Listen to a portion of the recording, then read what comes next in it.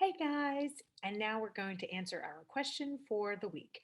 So this week's question was about systems of equations. So it says, in the system of equations above, A is a constant. For which of the following values of A does the system have no solution?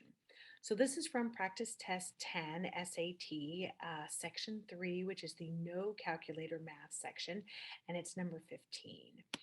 So the first thing that we want to do is we want to identify what the flags are in this question, right? What are those key words? What are the warning bells that should be going off in your head?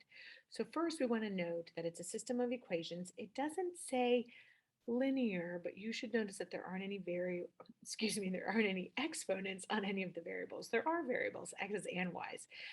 You also want to notice that a is a constant. So remember that this just means that it stands for a number, right? A variable, the premise is that it can stand for a variety of numbers. That's why it's a variable, because it varies. Whereas a constant is a number that isn't changing, staying constant. And the last thing is it's saying that the system is going to have no solution.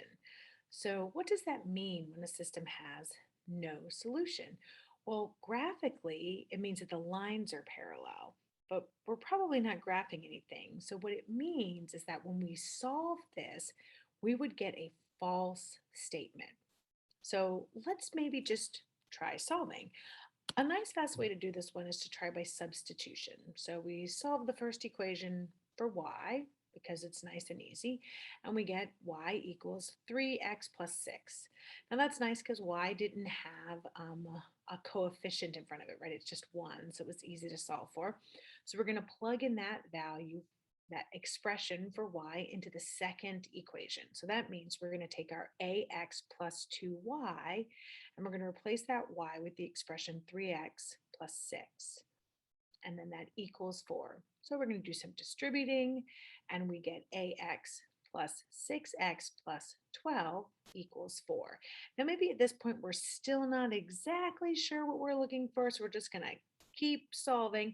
And now we have ax plus 6x equals negative 8. And so now we have to grapple with the part where it's not supposed to have a solution. So if the a was some number, say 5, then we would add it to the 6x, right? Because if a were 5, it would be 5x plus 6x, yeah? And then we would that would be 11x, and we would divide both sides by 11, and we get a slightly unfriendly solution of negative 8 over 11, but it would still be a solution. So if you'll remember, what happens when you have no solution is the variables cancel and you're left with something false. So as we look at our answer choices, you see that if A were negative 6, then negative 6x plus 6x would be 0. And then we would have 0 equals negative 8. And that is a false statement. And that is how we would get no solution. And so our answer to this question is A, negative 6. All right, happy practicing.